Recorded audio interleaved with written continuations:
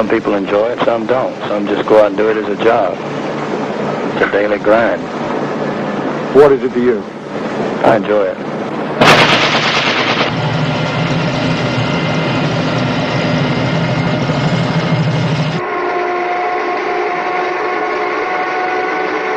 Now, I know that he will have a very important message for each one of us.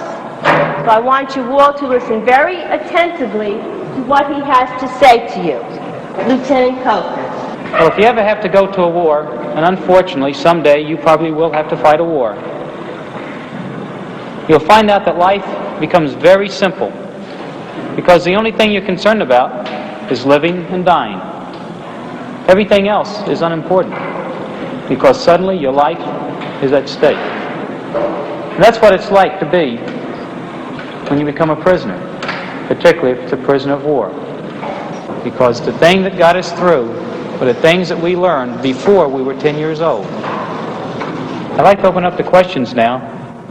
Just raise your hand or yell it out, and you can ask any question you want about anything, and I'll do the best I can to answer them. How did you feel when the Vietnam War was over? How did I feel when the war was over? I felt real good, real good. It was a long war and a very difficult war to understand. But the reason we went there was to win this war. I volunteered to go. I would go again if I had to. And we wanted to win. That was our number one ambition. That's what we really wanted, was to win this war. It took us a long time. So when it's finally over, when we knew that we had won, we felt great. We really felt great.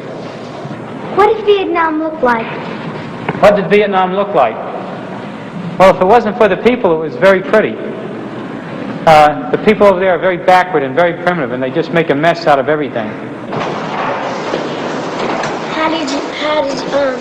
What do you feel about the people that went and burned their draft cards and went into Canada? We don't agree with them. I think these people were legally wrong.